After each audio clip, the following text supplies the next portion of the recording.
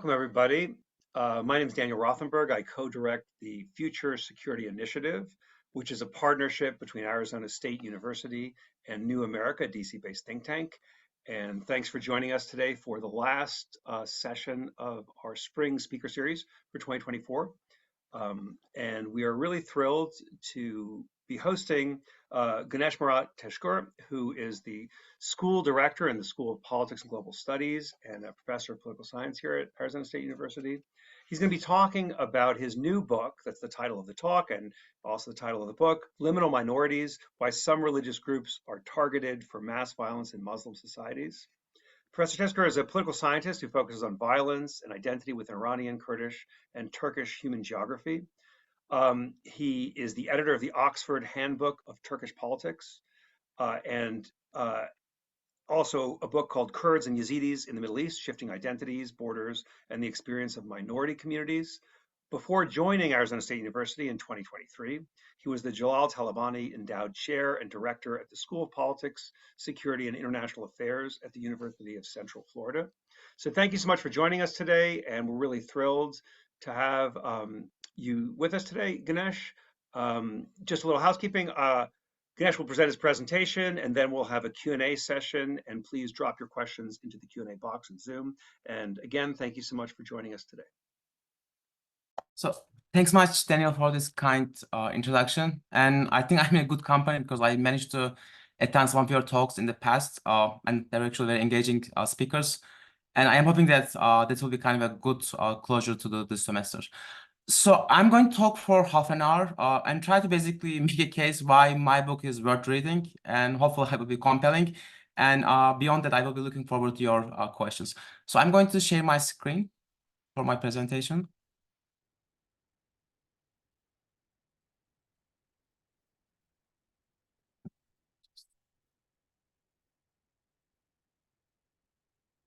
Okay. So this is my book, as you can see the cover. So the book was published just earlier this month in April 2024 by Cornell University Press. And for those of you who are interested in the book, there's actually a kind of discount card on the lower right hand of the screen. It's basically 30%. So I just wanted to say a couple of things about the book. So from my perspective, since I basically study the Middle East, religious diversity is so central to human experience, but also it is also very fragile. I mean, if you think about all the different conflicts taking place in the Middle East, but in many other different parts of the world, you kind of get the impression that there's all this kind of diversity, which can be so central to human flourishing, but at the same time, it is so difficult to sustain. So the book is basically trying to make sense of what makes that religious coexistence so valuable, but also so difficult to sustain. And for many people, religion has a genus-based nature. On the one hand, it is so central to human cooperation and solidarity, but at the same time, you can always talk about how the religious beliefs can be a source of exclusion and discrimination. So in the book, I'm going to talk about a couple of different religious minorities, primarily in the Middle East, but then I kind of really make a broader argument how certain religious minorities can be defined as liminal and how it basically advances our understanding of the source of the dynamics which basically make religious coexistence so fragile, even in the contemporary world. So before I start, I just want to kind of have this moment of silence because my book is actually about lots of human suffering, about pain. And I want to kind of refer to this very famous poem by Oden, which was written in 1938, just like a year before the start of the Second World War. So if you look at the picture on the right, this is basically a very famous picture by the Peter Bruegel the Elder. It's called The Landscape with the Fall of Icarus from 1560. So if you look at this, and Icarus is basically a creature from Greek mythology. And if you look at the picture, you basically see him drowning.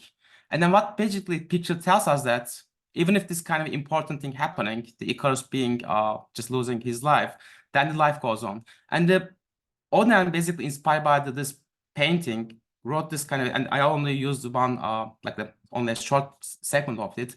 And let me just read it very quickly.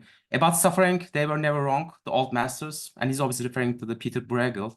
How well they understood its human position, how it takes place, while someone else is eating or opening a window or just duly walking alone. So the whole point of this poem is that many people suffer, but then still life goes on, and then we are parochial beings in the sense that we only pay attention to the suffering of certain people more than others. So when I think about my own work, focusing on these very violent episodes, as I will be talking in a second, I think that the task is, from the scholar perspective, to bring attention to the suffering of other people whose suffering may actually go unnoticed. And for this reason, I kind of really think that just like writing these subjects makes us more self-reflective and try to make sense of how we can make a modest contribution to a world where everybody's suffering can be actually receive recognition. So this will be kind of really my moral message in writing this book. So let me kind of refer to this big debate, and the big debate is about the potential of violence, of religion, of inciting mass violence. And I kind of choose two this very typical works. The first one is basically by this famous scientist, Richard Dawkins. I think some of you will be familiar with this work, The God Delusion, which was published, I believe, back in 2006. And this book is very provocative because its main argument is that the religious beliefs are inherently irrational. They basically incite passions, and they can be actually source of great violence and harm in human affairs. So this is basically kind of this very provocative argument, kind of really discrediting religion and kind of making the argument that religion has no real positive role in human affairs. So this is basically one side of the debate.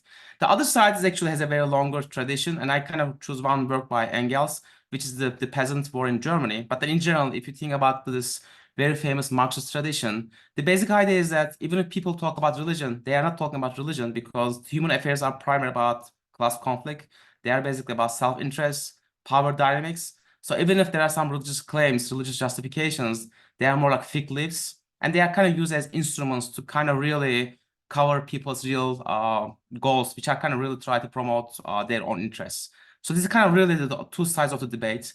And as a scholar, I try to basically make this question more manageable in the sense that, and the question I ask is basically, under what condition we can talk about religion inciting mass violence? And this is kind of really the question I try to answer, address in my own work. So, and even more specifically, as I just basically mentioned at the beginning, I focus on minorities. And my main argument is that certain minorities are more likely to be targeted by the majorities. And even more than that, the religious differences between the minorities and the majorities has something to do with this violence. So in a sense, when we talk about religious diversity in different parts of the world, it's always not the case that all the minorities are being targeted. There's obviously much more violence against certain minorities in certain parts of the world than other minorities. And I put this picture from, it's basically more like a depiction from this very infamous massacre that took place in France, in Paris, the so-called Saint Bartholomew massacre of 1572. And this basically is a very infamous episode because this was a time when the Huguenots, who were basically early Protestants, were being targeted by the Catholic majority. And there's a long literature about this topic, and then many people will argue that the religious faiths coming from the Christian tradition, especially from the Catholic tradition, has something to do with that. So again, this is basically kind of a big question in the sense that, like, under what conditions the minorities are being targeted, and then can we basically say that their religious belief is a reason why they are being targeted.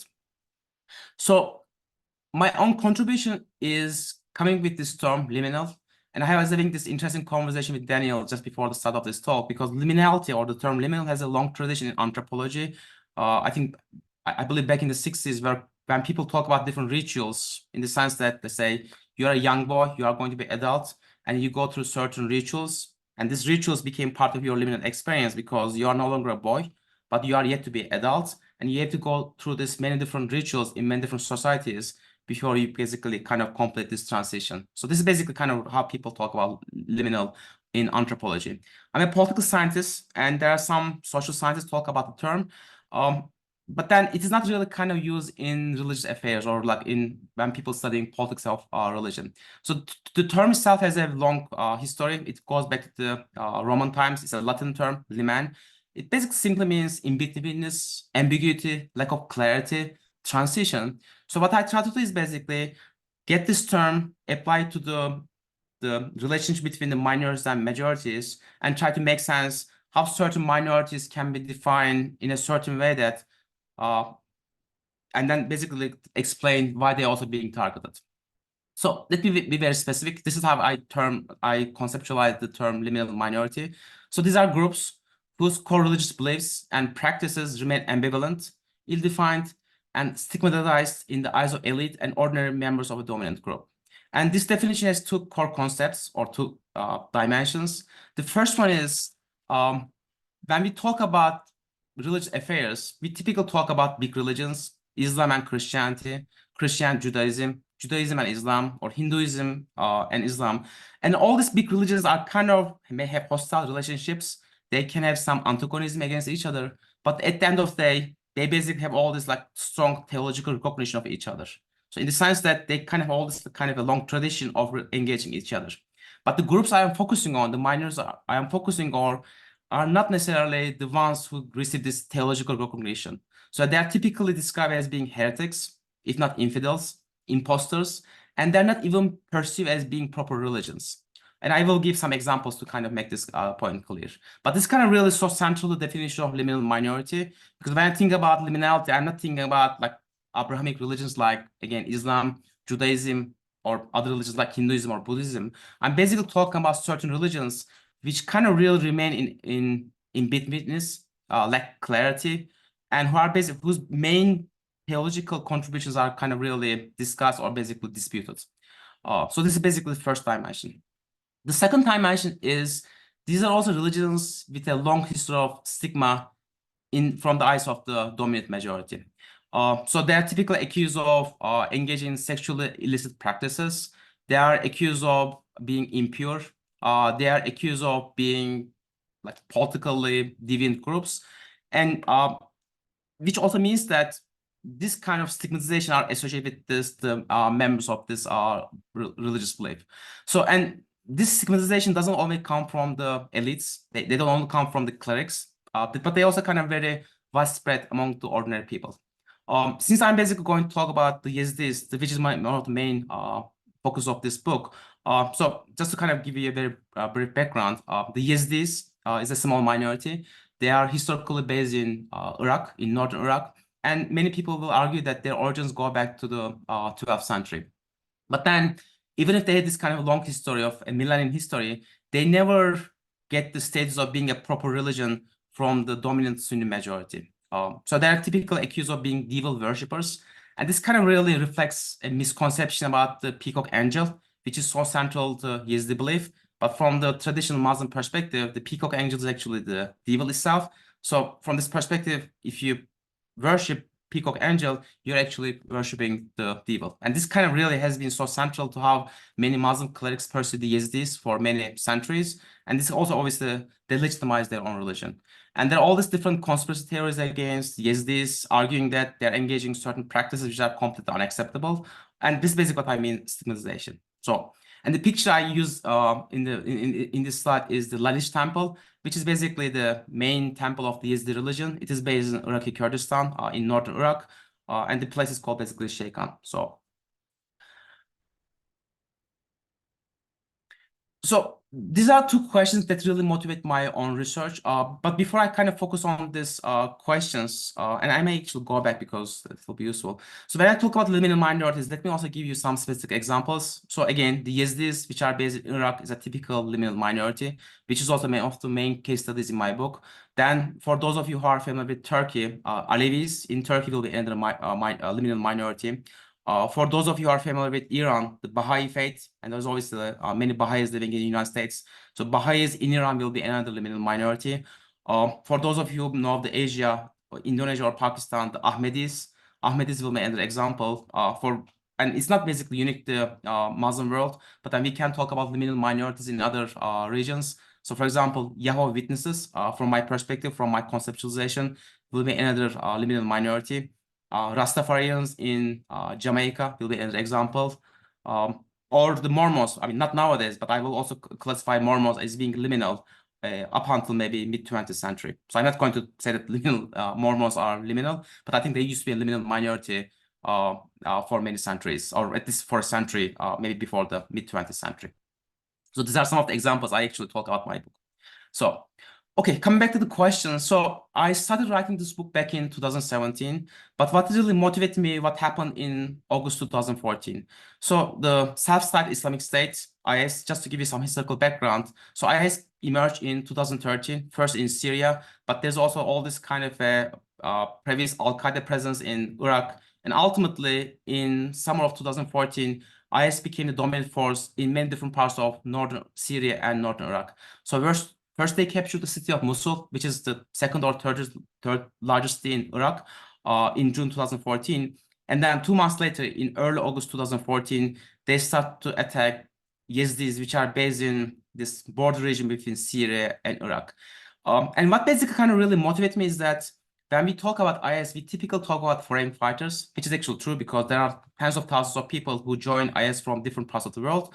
But then what really makes IS very resilient and very strong is that many local people from both Syria and Iraq end up being members of IS. And in this specific case, what also became much more maybe disturbing is that the local people who used to live with their Yazidi neighbors for many decades end up being their looters, enslavers, and murderers. So this is basically kind of really question that motivated me. And then I end up being meeting with some Yazidi people in Germany. There's a big Yazidi diaspora in different parts of Germany. And then I basically visited Iraqi Kurdistan in 2017, 2018. And I kind of really learned more about their stories. And this kind of really motivated me to write a book about their experience. In the book, I don't only talk about the Yazidis, but for just time purposes, I'm going to focus on Yazidis in my talk today. Let me continue with this before I will basically talk about historical background in a second. But then, I mean, in social science, when people try to make sense of what really motivates ordinary individuals engaged in mass violence, they talk about many different reasons. So in the book, I talk about them. I'm not going to go into detail because it will be too much. But then there are all these like different like reasons why somebody can really engage in atrocities against other people. Sometimes, and this is something I talk about in my book, the hatred. And how I basically define hatred is historical from stigmatization of an outgroup. In this case, the outgroup will be always Yazidis. But then people also talk about resentment, this typical political resentment. So you basically want to level an undeserving group because you feel that this group became a beneficiary of a certain political gains or economic gains. The third one is greed, which is very straightforward. You think that a group has lots of wealth and this wealth is undeserved, and you basically want to take over this wealth and you basically attack them. Fear, you feel that if you don't attack these people, then they will attack you and you basically take action. Or guilt. So you can be actually a group which is associated with an old regime. The old regime was basically overthrown. You feel that you are now basically person is being suspicious in the eyes of the new regime. And to basically prove your credentials, you kind of attack the other group too, and you basically scapegoat to kind of make yourself a favorite in the eyes of the new regime. So I kind of all talk about all different dynamics in my book, but then the argument I make is primarily focusing on hatred and resentment, especially try to make sense of the experience of the Yazidis. So what really happened to these people back in August 2014? And if you look at this map, you basically see three different countries. In the north, you see Turkey, then you have Syria on the left, and then you have Iraq on the right. So the Sinjar, which is basically this blue marker here, it is literally this desert area between northern Syria and northern Iraq.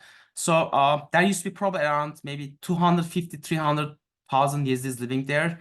And as I told earlier, the Mosul, which is one of the biggest cities in Iraq, was taken by the IS forces back in June. And then during that time, the IS were also occupying large chunks of northeastern part of Syria. So the Sinjar became this kind of region which became a natural target for the IS people.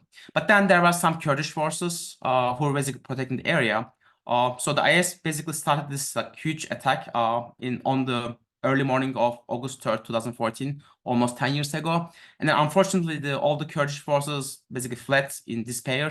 And there were all these different arguments why they end up fleeing. But the matter of fact is that, yeah, they basically fled and they make all the people in the area completely exposed to the violence by the IS fighters and their local supporters. So the one thing I basically heard a lot, this term, the Peshmerga ravine, it simply meant that the Peshmerga ran away.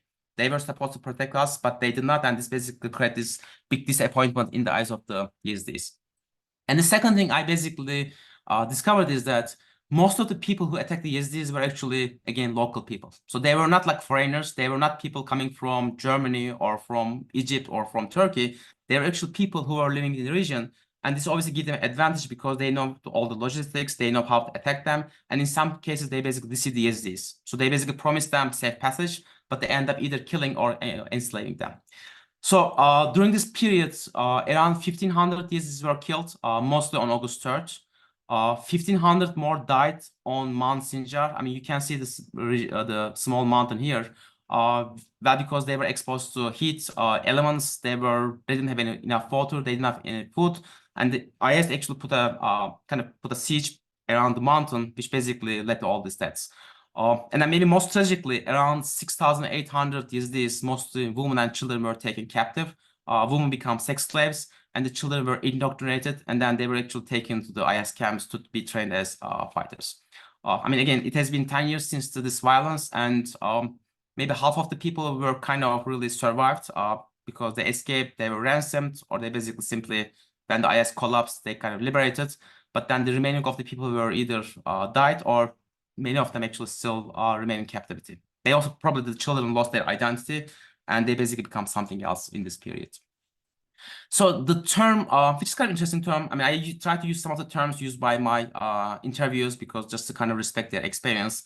Malmirati, it kind of really means almost like a curse in Kurdish. It basically means that may your house burn. It kind of really captures this deep sense of betrayal among the Yazidis because, again, from that perspective, all these people, they were their neighbors. They were the people who were holding their babies or their children when they're being in this circumcision rituals. And this is the term they use, the kref. But then again, suddenly they are being their tormentors. So they use this term malmirati to kind of really capture what happened to them. And then it basically captures this sense of betrayal more than anything else. So this is basically the experience of the Yazidis back in August 2014. So, and then you can ask me, I mean, how I basically studied this topic. I mean, so for people studying Holocaust or Rwanda or Yugoslavia, Cambodia, or many other places where lots of atrocities took place, you basically have a couple of different approaches. The first approach is basically go and talk to perpetrators of violence. So you basically find people who commit violence. Some of them become prisoners. Others maybe become remorseful. And as long as they are willing to talk to you, you basically talk to them and try to understand their motives. In my case, I was not able to talk to perpetrators, and I can explain why. But then I basically talked to lots of survivors. So I basically tried to kind of really understand or explain what happened by talking to people who survived these attacks. So as you can see, I conducted more than 100 interviews, mostly semi-structured, with 95 individuals or groups of individuals. And some of the interviews were conducted by my former PhD student, Tutku Ayhan, who basically ended up writing a dissertation about the Yazidi woman. And then I consulted some primary source documents in Kurdish and Turkish. So kind of try to like come up with this narrative and then make sense of what happened to these people. And I can talk about that later, but it's not an easy topic to study. There are lots of ethical issues, challenges, dilemmas. And then there's also lots of exploitation of the experience of the Yazidis. So I kind of really just thought about this, the issues, and I try to address some of them in my own book. But I will be happy to kind of talk about them more specifically in the Q&A section. Okay, and I mean, so I kind of really only summarize my main arguments very briefly. So for those of you who are familiar with the Holocaust literature, there are kind of two big approaches. The first one is maybe more controversial than others, but then the first approach is that it's called dispositional. And then the person who is most associated with this approach is Goldhagen, who wrote this famous book in the 1990s about the willing executioners of Hitler. And his main argument is that anti-Semitism has been so central to German society. And when the time came after Nazis came to power, it was activated. And then many people attacked the Jews because they were anti-Semitic for many generations. And this obviously was kind of a bit like simplistic argument, and then it was criticized by many people. So the second argument, which maybe has more credit in social science nowadays, is by Browning. So he also wrote this very famous book in the early 1990s, which is The Ordinary People.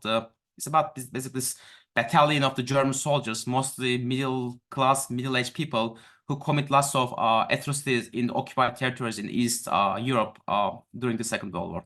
And it's more about the situational factors in the sense that these are not monsters, they're ordinary individuals. But then once they basically find themselves in extraordinary situations, they become very violent against the Jews. So what I do is that I kind of try to reconcile these two approaches. So the first approach is, again, dispositional. So I basically make the argument that, yes, religious differences play a role, because for many generations, Yezidis were described as being devil worshippers. And there's this history back in the 1990s, after the failed invasion of Kuwait, when the Salafi preachers were given green light by the Saddam to kind of really propagate all this like discourse about the Yezidis. And then this kind of really affected how the local people perceive Yezidis, because their religion is not being treated as a proper religion. They were basically described as devil worshippers. And this definitely played a role in why so many Yezidis were killed in 2014. But at the same time, it doesn't really explain all the story. There's also other things going on. So I basically focus on what happened in Iraq after 2003. And my argument is that most of the people who participated in the atrocities were actually Sunni Arabs or Turkomans. They used to be the main ruling class before 2003. After 2003, they lost their power. They become marginalized. And then because of that, they create this kind of big resentment. So then the question is that why they attack the Yazidis? Because they perceive Yazidis as being really serving Kurdish territorial ambitions. And from this perspective, the Yazidis, which used to be this very minor, very unimportant society, suddenly become like a political player. And then the Sunni Arabs and Turkomans want to kind of level this undeserving community. So my argument is that once these two factors, hatred and resentment, come together, it became this dangerous combination, which basically led to this mass atrocity in August 2014. And I kind of, in the book, I talk about why other arguments are not very relevant for understanding this atrocity. They can be relevant in other contexts. But for example, I make the argument that you can't really understand the rage against Yazidis by focusing on greed or focusing on fear. Again, I will be happy to elaborate, but this is kind of like my argument in a nutshell. So the other thing is I just want to emphasize, especially for those of you kind of just maybe follow the Iraqi history. So not surprisingly and unfortunately, Iraq has a long history of political violence, especially under Saddam Hussein from 1968 until 2003. But then one thing I kind of really find very interesting is that when you talk to Yazidis, they don't really describe the Iraqi history, or at least not the Saddam era, as being very violent. Because from their perspective, Saddam was a dictator. He basically was very forceful. He was authoritarian, but at the same time, he kind of limited the religious violence. From their perspective, as long as Saddam was in power, there were no groups who were basically threatening them, because again, Saddam kind of really monopolized the means of violence. So interestingly, there's no real collective memory of violence among the Yazidis from 1921, when the state of Iraq was established, until 2003, which is so different than, let's say, the Kurdish experience, because if you talk to Kurds, they will always talk about Saddam as being horrible, because there was Anfal genocide.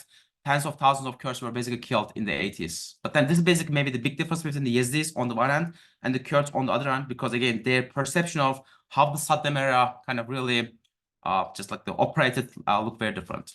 But then after 2003, when you talk to Yazidis, you basically get the impression that it's become like a hell for many of them. And even before 2014, there were different attacks.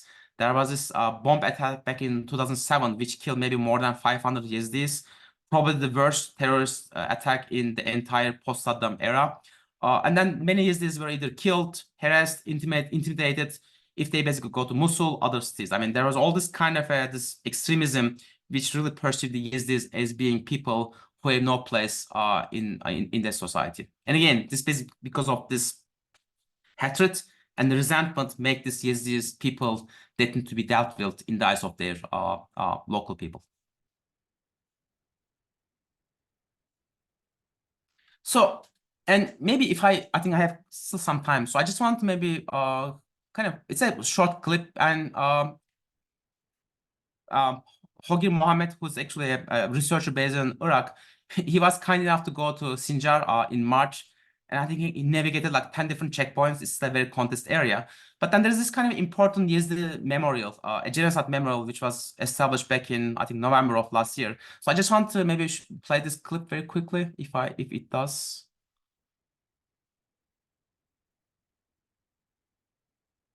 So maybe I should just give me a second, because I have to change the screen.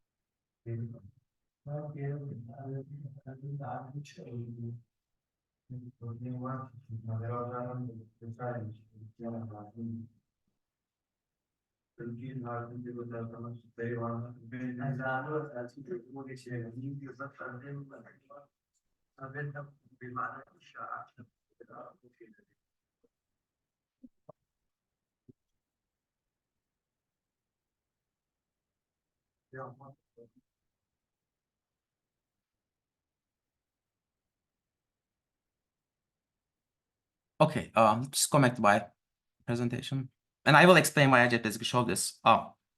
So what I find very interesting is that, I mean, this area is highly contested. So many Yazidis are not able to return because many people who committed atrocities are still around. I mean, who wants to go back to the area where all the people who committed violence are still around?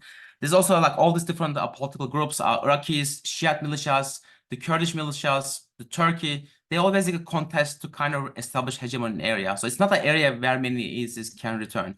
But what I find interesting is that this memorial, which was funded by Nadia Murad, who is the Nobel Prize winner back in 2018, she's a survivor herself, a Yazidi girl, or Yazidi woman who survived the captivity. So she basically kind of really had this initiative, which basically resulted in the memorial. And what I find very interesting is that here's a place which is completely in ruins. It is destroyed, and you can see the building at the background, which used to be a technical school and which then became a mass grave because more than 80 Yazidi women were killed. You have this memorial, but at the same time, people cannot even live there. So it kind of really just make me think about what it means to kind of really reconcile. Like, what does it mean that just because you have the memorial, you can actually have some communal reconciliation? And I kind of study this topic more nowadays, try to make sense of what is forgotten, what is remembered, and what kind of things people try to achieve after atrocities to kind of really establish coexistence and reconciliation.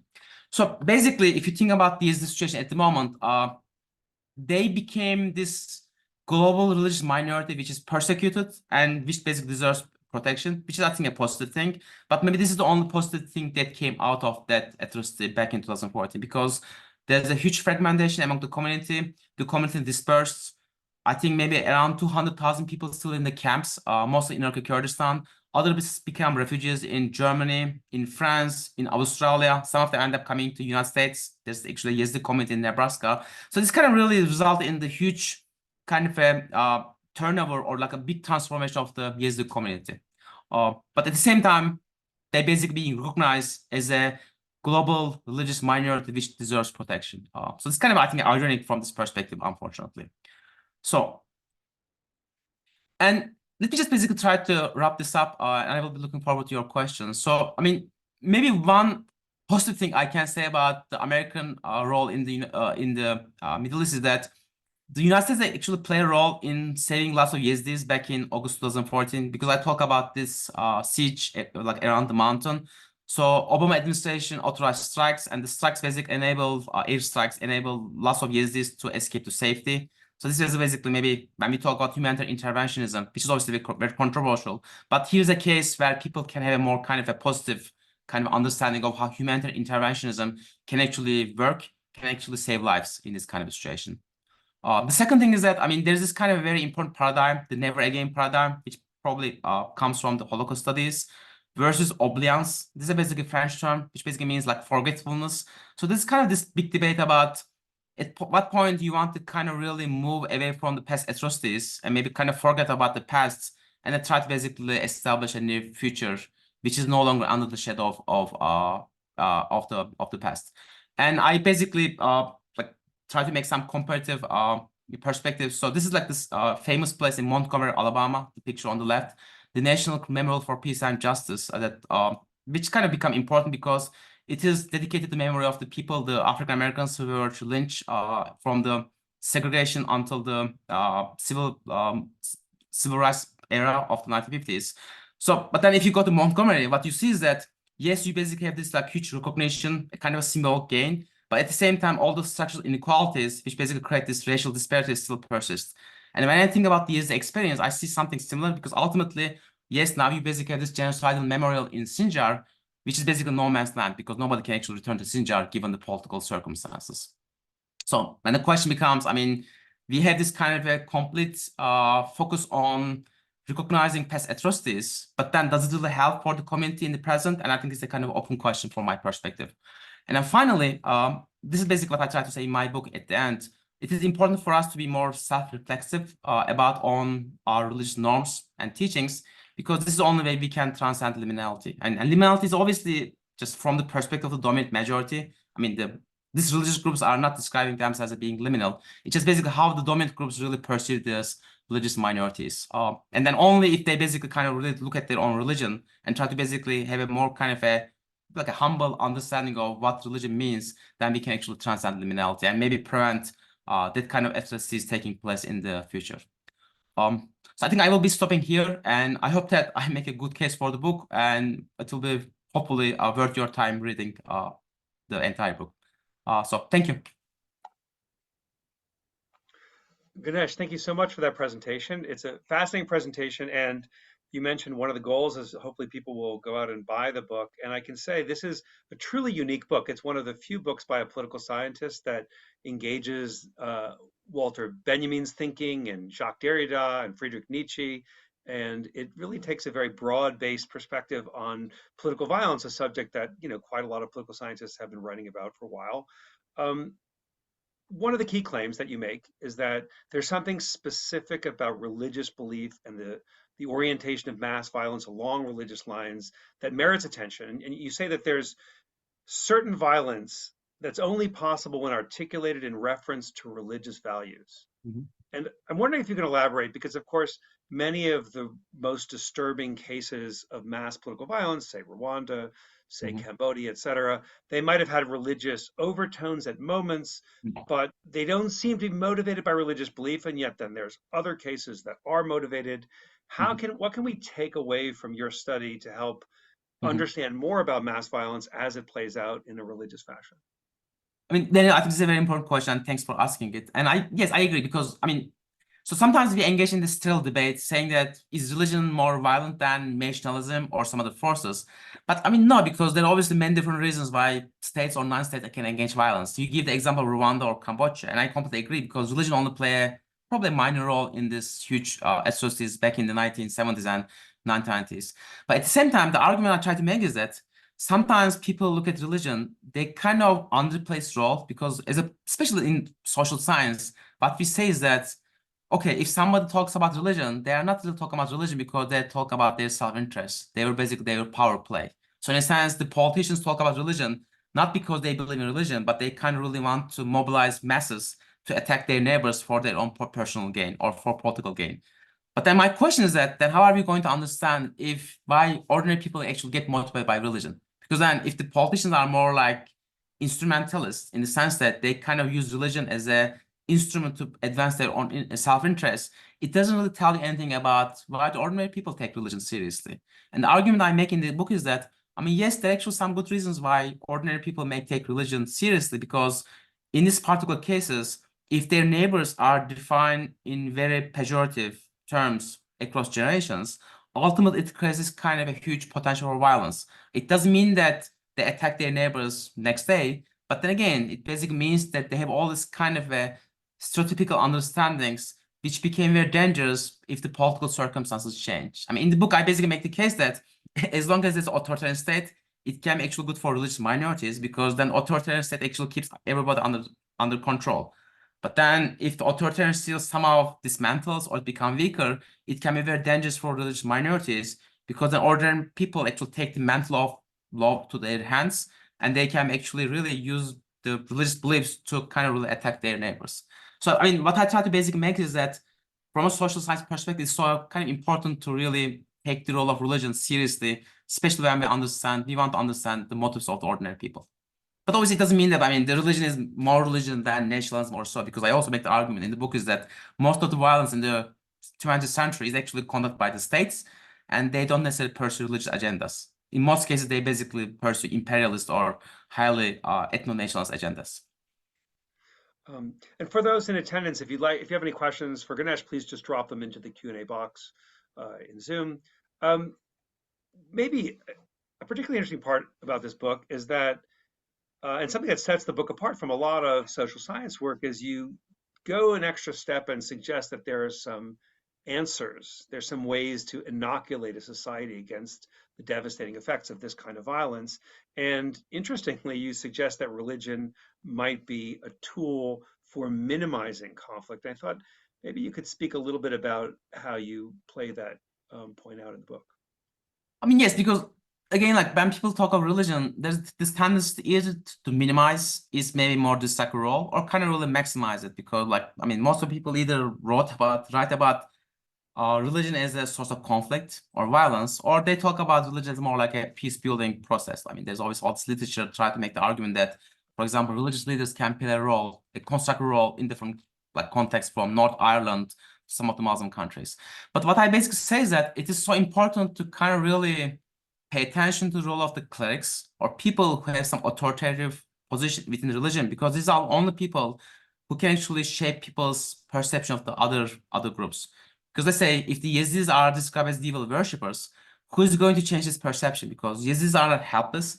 They can really make the Muslims, their neighbors, not to perceive them as being devil worshippers. I mean, which is always a false argument.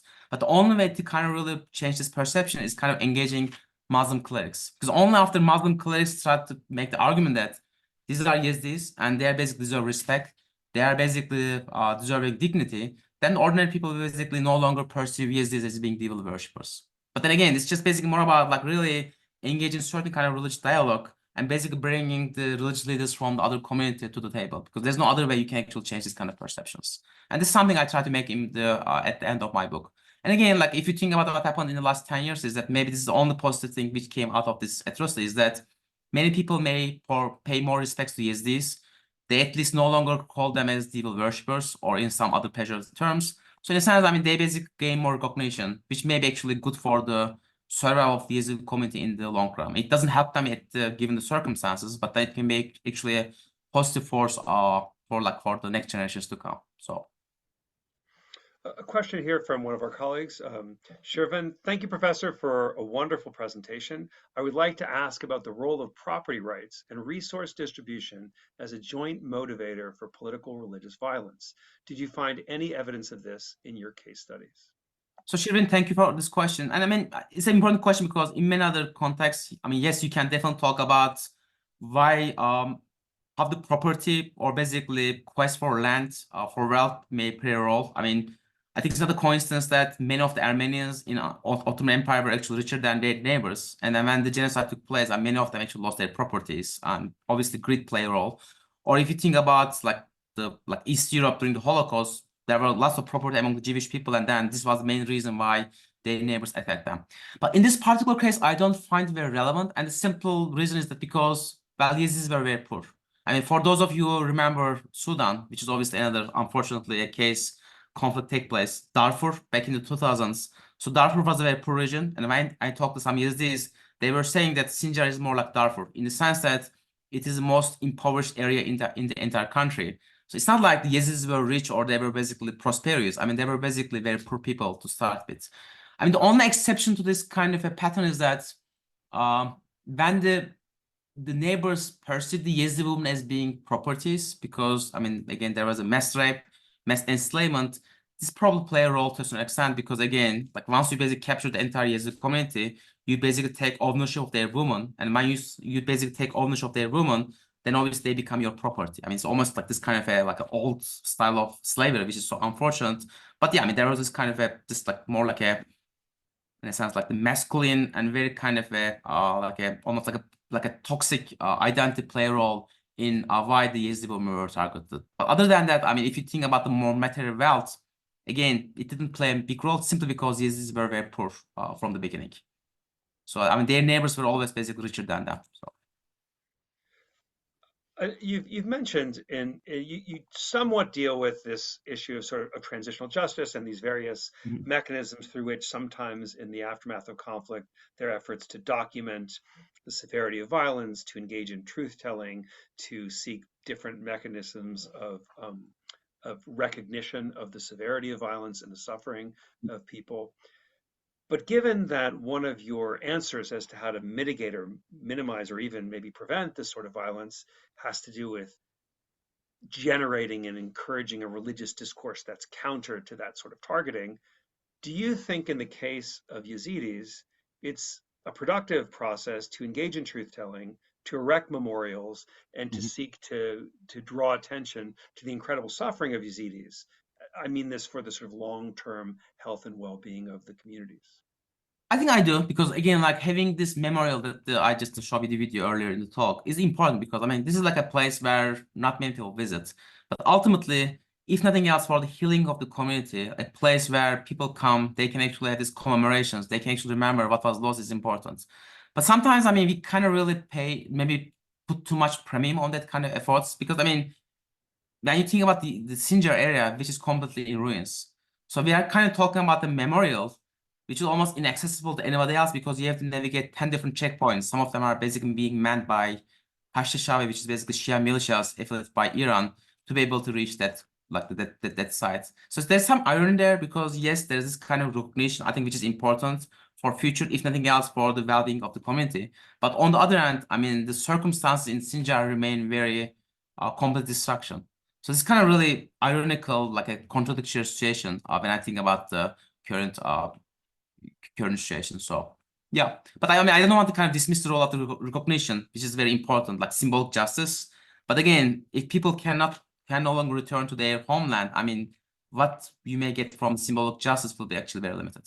And this is the reason why I kind of sometimes give the example of the Montgomery, Alabama, because there's this very important lynching memorial, I think, which is very just like a kind of a deserve respect and I think worth visiting. But if you go to Montgomery, Alabama, you basically see all the structural racial injustices persisting in that part of the country. So this kind of really, there's some irony there, I think, from my perspective. Question from Turan Kellis. Thank you for the great presentation. Is the Yazidi militia recruitment, YBS, a significant effective unit for future self-protection of Yazidis? And how does the US coalition forces approach this issue? So, I mean, which can be ironic because given the size of the Yezidis, which is probably maybe like 500,000 people in the world, and maybe half of, like maybe around like 250,000 of them live in Iraq or Iraqi Kurdistan, you may not think that they are so fragmented, but they actually were fragmented. I mean, there are all these like different forces, like different militias, which are affiliated with different Yazidi groups, and there's this entire kind of like just a huge fragmentation within the community. So this group which Turan mentioned is actually this Kurdish militia, which is linked to the PKK, which is based in like originally fighting against the Turkish state, and now they obviously control different parts of Rojava, which is basically the northern Syria. So they also gained some sympathy among the Yazidis because they helped them when the IS attacked them back in August 2014. But ultimately, I mean, it kind of really a very contested geopolitical space because you have all this like the groups, the Iraqi army, Shia militias, Kurdish Peshmerga, the Turkey's own like forces. Sometimes they basically send like their drones, and then basically the YBH, which is basically mentioned by Turan. So it's kind of really not helping the Yazidis at all because ultimately they become pawns in a much broader geopolitical game, unfortunately. But I mean, this is kind of ironic because again, in the sense that these are very fragmented, very small group, but at the same time, like they kind of really have all these like very small groups affiliated with the different, much bigger, much powerful forces. Question here from James Harai. Thanks for your presentation. Does the book explore potential solutions to ideological conflicts, such as the encouragement of religious pluralism or secular humanism? So a little bit different than what we spoke about in your conclusion. If belief is the most powerful motivator in these cases of religious violence, can people external to the faith help change the underlying belief? So I think let me just answer the second question first because I'm a little bit cynical about the second question and I can give you a specific example. So let's say when the United States government complains about the persecution of religious minorities in the Muslim countries, the typical approach by the majority is that they don't like it because they find it highly hypocritical. Like, just think about like how the many Muslims people perceive the conflict in Gaza at the moment. But more than that, they basically think that here's the imperial power who's telling us how to treat our own people. And they kind of really then associated the minorities with this external power. And sometimes it can actually easily backfire. I mean, it doesn't mean that like United States should not basically bring attention to the plight of these people, but that its impact on ordinary people in the majority of societies can be very limited. Because again, people will limitedly become very defensive. And then they will basically make the argument that United States has no business in telling us how to treat our own people. So I'm kind of a little bit like skeptical about the role of the external actors in changing this kind of a relationship. So coming back to my earlier point, it is probably much kind of effective if the indigenous people, like the religious leaders, became much more active in kind of really engaging in dialogue and try to basically shape their own or transform their own understanding of how the religious faith kind of really just tell us how to treat these our neighbors. Because otherwise, if it doesn't change, then I mean the external interventions will be very limited. And coming back to the first question, I mean, it basically reminds me of this famous song by John Lennon, the Imagine, because I mean, there's this kind of a phrase saying that, I mean, if the religion disappears, it may help actually not having violence. Well, not necessarily, because again, there can be many different sorts of violence. I mean, it can be also very secular. And then secularism is not always helpful in this context, because ultimately, if the secular state comes, then sometimes religious people become more resentful because they think that they are not being represented. And then they kind of really have this like a place their rage and anger on the like the powerless minority. And this is basically what actually happened to the Yezidis after Saddam, because Saddam was a protector, but after Saddam is gone, then the entire community became much more exposed to violence. So I mean, yes, we can imagine a world where everybody is like believing secular humanism, but this is not the world we are living in. And maybe just the contrary, you can basically talk about the revival of religious faiths, sometimes maybe peaceful, sometimes not, in many different parts of the world. So then the question becomes how you can engage with people with religious faiths and basically just make sure that their religious faith doesn't really incite violence, rather than basically thinking about how to make religion disappear from the world, which is probably not very realistic in any case.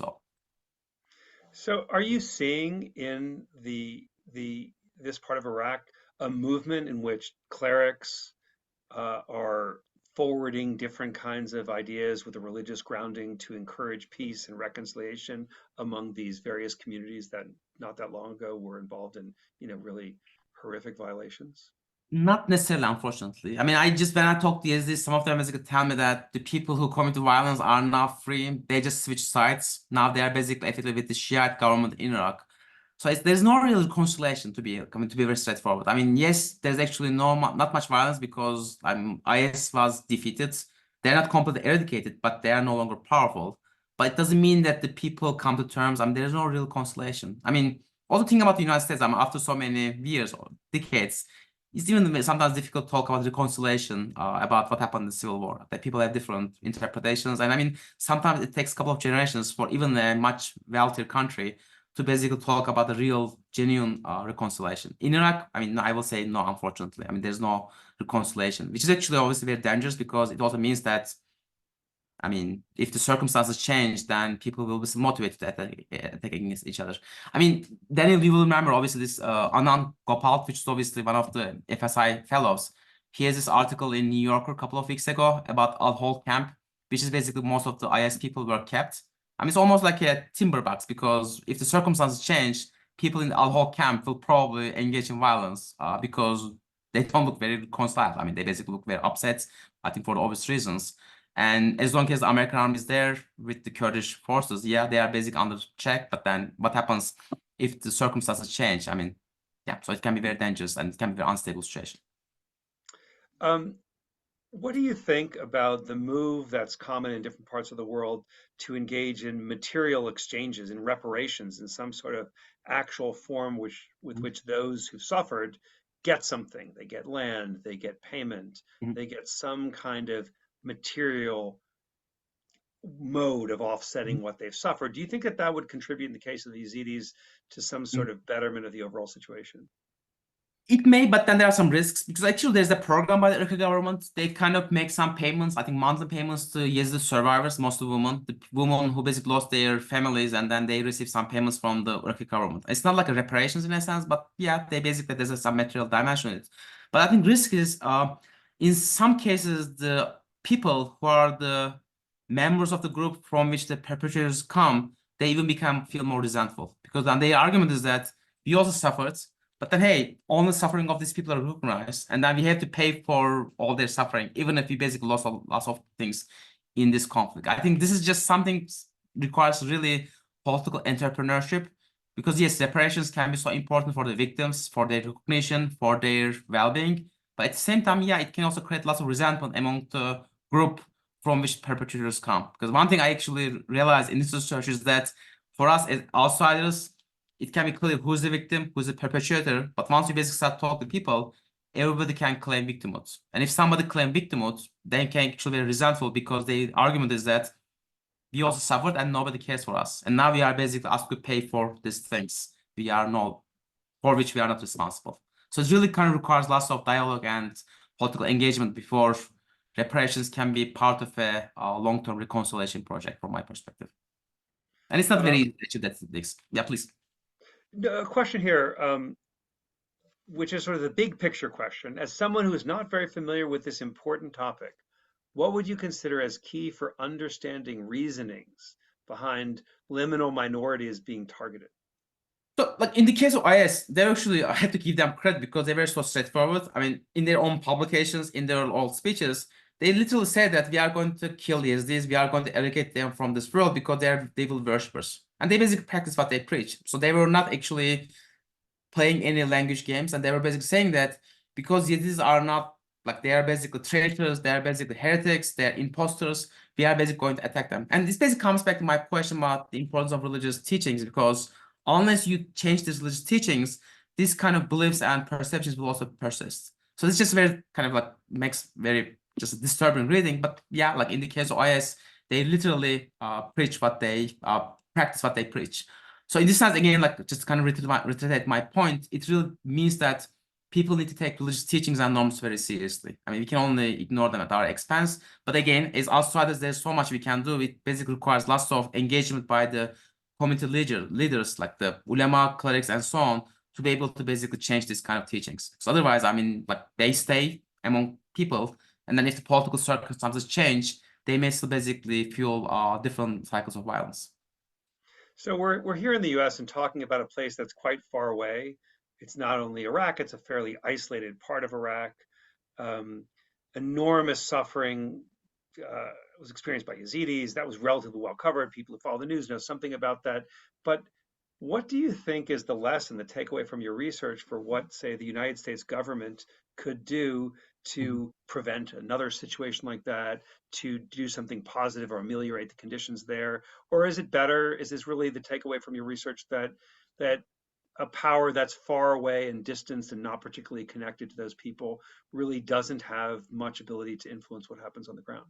Yeah, and I have to give some, again, credit to the United States power, because again, I think there are some very good reasons to be very skeptical about so-called liberal humanitarian interventions, because sometimes, yes, you basically become emboldened, you want to help other people, but then unless you basically think about all different outcomes, it can actually backfire. But in the case of Yezidis, Daniel, I mean, I think Obama administration deserves some credit, because again, they kind of authorized airstrikes in August 2014, and this probably saved tens of thousands of Yezidis from basically an eventual death, because they were on that mountain. August, Iraq, it was hot, there was no water, there was no food. All the families, they were literally kind of like just starving on the top of the mountain, and there were all the IS people like put a siege around the mountain, and the only thing which basically saved them from that kind of situation is when the Obama administration called for airstrikes. I mean, so it doesn't mean that like whenever there's this kind of attacks, the United States has a responsibility and just like a kind of a power to just like engage in military action. But again, like I think this is one clear example when limited airstrikes play a very important role in saving tens of thousands of lives who happen to be Yezidis in Iraq in 2014. But at the same time, given the highly controversial history of the United States, especially in the Middle East, I mean, then all actions need to be obviously justified really on humanitarian grounds, and which basically also requires a lot of thinking. Because again, like, I mean, just think about what happened after 2003, after the American intervention. Because I mean, if not for the American intervention of 2003, the Yezidis will not be in this situation to start with. So in a sense, like in 2014, yes, the United States became the savior to a certain extent. But again, like the United States is also responsible for breaking Iraq apart in 2003. So there's all this kind of, I think, irony in a sense. Well, thank you so much, Günes. That was a fascinating presentation. The book is really a unique and interesting book. Thanks for sharing your research with all of us, and thank you everybody for joining us this evening. Very much appreciated. Thank you.